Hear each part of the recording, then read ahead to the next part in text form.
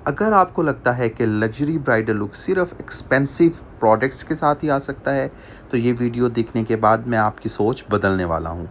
Video start करते हैं। सबसे पहले हमने स्किन को प्रेप करना है। स्किन को प्रेप करना क्यों ज़रूरी है? सिर्फ इसलिए, जितना अच्छा हमें कैनवस मिलेगा उतने ही अच्छे तरीके के साथ मेकअप हमारे चेहरे पे बैठेगा। एक मॉइस्चराइज़र यूज़ किया जा रहा है। कौन सा मॉइस्चराइज़र है? वाटर बेस्ड मॉइस्चराइज़र है। यहाँ पे मेन मिस्टेक ये होती है कि कोई भी मॉइस्चराइज़र उठाया जाता है और वो लगा दिया जाता है। उसके बाद क्या प्रॉब्लम्स आने लगती हैं कि मेकअप नीचे स्लिप करने लग जाता है। तो हमने इस बात का बहुत ख़्याल रखना है कि जो हमने मॉइस्चराइज़र लगाना है, वो मॉइस्चराइज़र बहुत ज़्यादा ऑयली ना हो और ग्रीसी ना हो, ताकि मेकअप में फिनिशिंग अच्छी आए। हाइलुरोनिक एसिड लगाया था ताकि स्किन में थोड़ी ड्यूईनेस आ जाए। इसके बाद एक प्रोडक्ट ऐसा यूज़ कर रहे हैं जो कि हमारे मेकअप को लॉन्ग लास्टिंग बनाने वाला है। ये प्रोडक्ट स्वेट प्रूफ है और ह्यूमिडिटी के अंदर भी बहुत अच्छा वर्क करता है। सो इसकी एक पतली सी लेयर हमने पूरे चेहरे पे लगा दी है। इसका नाम है क्रायोलन का डर्मा। उसके बाद हम चेहरे के ऊपर अप्लाई कर रहे हैं बीबीए का फाउंडेशन और डॉट डॉट कर कर लगा रहे हैं। अच्छा, डॉट डॉट करके क्यों लगा रहे हैं? ताकि क्वांटिटी ज़्यादा ना लगे। यहाँ पे मैं आपको एक चीज़ बताता चलूँ कि जब बहुत ज़्यादा क्वांटिटी भर के चेहरे पे लगाई जाती है ना, तो वो उतनी ही जल्दी स्लिप कर जाती है। और लोगों को लगता है कि जब हम ब्राइड कर रहे हैं तो बस क्वांटिटी ज़्यादा नहीं लगाएंगे ना, तो चेहरे पे वो लुक नहीं निकल कर आएगी।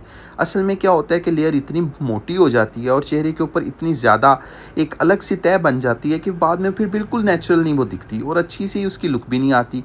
और जितनी मोटी लेयर होती है उतनी जल्दी स्लिप भी कर जाती है। ठीक है, तो ब्यूटी ब्लेंडर लिया हमने डैम्प, जिसमें पानी ना हो। अगर पानी होगा तो फार्मूला ही चेंज हो जाता है फाउंडेशन का। सो हमने इसको सिर्फ डैम्प रखना है। उसके बाद हम क्या कर रहे हैं जी, आंखों के नीचे एक दफ़ा ब्यूटी ब्लेंडर लगा रहे हैं ताकि क्रीज ख़त्म करें। देखिए, अगर क्रीज ही नहीं ख़त्म करेंगे, डायरेक्ट पाउडर कर देंगे ना, तो जो क्रीसेस पड़ती हैं ना फाउंडेशन लगाने के बाद, वो पाउडर के साथ असल में लॉक हो जाएंगी। फिर उसके बाद उन्हें निकालना बड़ा मुश्किल है।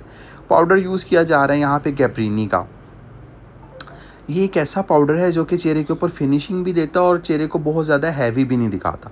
कॉन्टोर करना है हमने। कौन सा कॉन्टोर करना है? Powder contour. लेकिन यहाँ पे एक मज़े की आपको टिप बताता हूँ।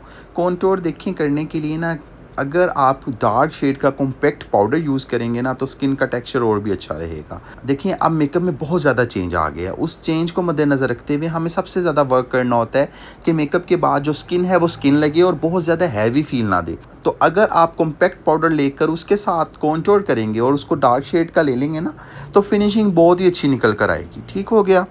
मुझे ये बताएं कि क्या आपने कभी यूज़ किया कॉम्पैक्ट पाउडर को एज अ कॉन्टोर? बहुत ही मज़ेदार रिज़ल्ट आता है इसके साथ। नोज़ को कॉन्टोर कर रहे हैं, ब्रश लेना थोड़ा फ्लफियर, प्रेशर रखना थोड़ा कम।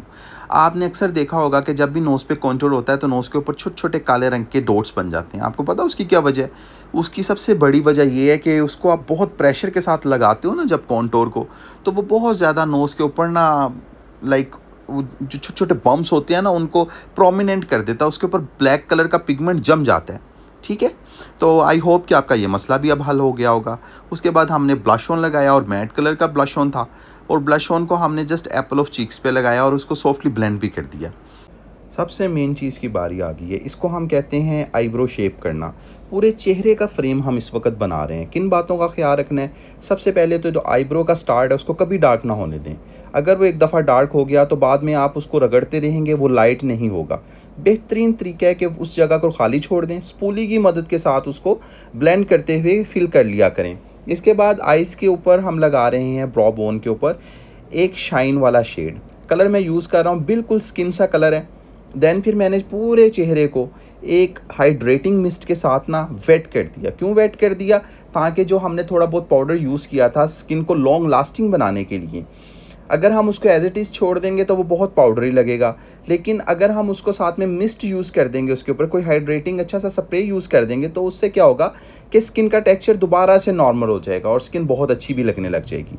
चलें जी, अब आइस मेकअप को देखते हैं। क्या करना है? हमने सबसे पहले अप्लाई करना है डी शेप के अंदर एक कलर को। कलर हम यूज़ कर रहे हैं इस वक्त बहुत ज़्यादा डार्क नहीं है, एक रस्टी ब्राउन सा ऑरेंज सा शेड है। अच्छा, जितना ज़्यादा आप ब्राउन को चॉकलेट की तरफ लेकर जाएंगे या ग्रे टोन की तरफ लेकर जाएंगे, उतना ज़्यादा आप एज को ऐड कर देंगे। तो आपने क्या करना है, कलर्स जो यूज़ करने हैं उनको थोड़ा लाइटर रखना है और सैचुरेटेड रखने हैं, ताकि वो ब्लेंड होने के बाद एकदम से आपकी आंखों को ग्रे ग्रे ना दिखाए।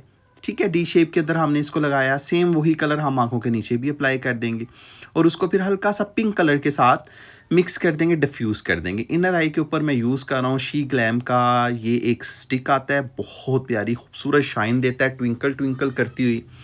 आइस के ऊपर हम कलर अप्लाई कर रहे हैं, इंग्लोड का यूज़ कर रहा हूँ। ये बिल्कुल एक पिस्ताशियो सा शेड है। फिंगर की मदद से क्यों लगा रहे हैं? सिर्फ इसलिए कि इंटेंसिटी अच्छी आए और बहुत ही अच्छा सा उसका पे ऑफ हमें मिले। ऐसा ना हो कि बिल्कुल भी फील ही ना हो कि आप उसको ब्रश के साथ लगाते रहें। वो क्या होता है कि आंखों के ऊपर अच्छे से बैठता ही नहीं है। तो उंगली के साथ लगाया करें मखमली शेड्स को, और शाइन वाले शेड्स को बहुत अच्छे से आते हैं। देन फिर हम ग्लिटर यूज़ करेंगे। जिन जिन को ग्लिटर का नेम जानना है तो फौरी से कमेंट कर दें, मैं उनको ग्लिटर का नेम बता दूंगा कि कौन सा ग्लिटर यूज़ किया जा रहा है। इसके बाद आउटर साइड के ऊपर मैंने एक दूसरा कलर का ग्लिटर लगा रहा हूँ जो कि थोड़ा सा लाइक 2 टोन्स देता है। ये मैं मोस्टली यूज़ करता हूँ काशीज़ के। आप काशीज़ ब्रांड में से अक्सर आपको गैलेक्सी गार्डन के जो शेड्स हैं ना बड़े खूबसूरत हैं, उसमें से 3-4 शेड्स आप लाजमी लेकर अपने साथ रखें और आप उनको ज़रूर यूज़ किया करें। देन हम मस्कारा ऐड करेंगे। मस्कारा ऐड करने के बाद हम लगाएंगे लाइनर। अच्छा, लाइनर लगाते हुए आपने बिल्कुल इस बात का ख्याल रखना है कि जो ब्रश यूज़ करना है सबसे पहले तो बिल्कुल प्रिसाइज्ड हो और बिल्कुल बारीक हो। उसके बाद आपने जेल लाइनर को यूज़ करना है। जेल लाइनर का एक फ़ायदा है, एक नुकसान है। फ़ायदा तो ये है कि वो कभी भी ट्रांसफ़र नहीं होता, एकदम से पक्का हो जाता है। लेकिन नुकसान ये है कि वो बहुत जल्दी ड्राई आउट खुद हो जाता है, पोर्ट आपका ज़ाया हो जाता है जिसमें होता है। तो उसका क्या तरीक़ेकार है कि आप उसे बिल्कुल थोड़ा सा खोलें और उसमें से आप उसे लेकर इस्तेमाल करें। इसके बाद हमने एक डार्क सा शेड लगाया, आउटलाइन दी है, और उसके बाद हम एक थोड़ा पिंक टोन का लिप कलर लगा रहे हैं। देन फिर मैं इसको फिनिशिंग दूंगा, किसके साथ? ग्लॉस लगा दूंगा। काशीज़ का लिपस्टिक यूज़ कर रहा हूँ। जिसको इसका नंबर जानना है वो लिप शेड लिखकर मैसेज कर दें, मैं आपको इसका शेड बता दूंगा। और फाइनल आप देखें जी, लुक उनकी ऑलमोस्ट रेडी हो गई है। दुपट्टा रख रहे हैं, कैसी लुक आ रही है। आई होप सो कि आपको बहुत सारी चीज़ें समझ में आई होंगी।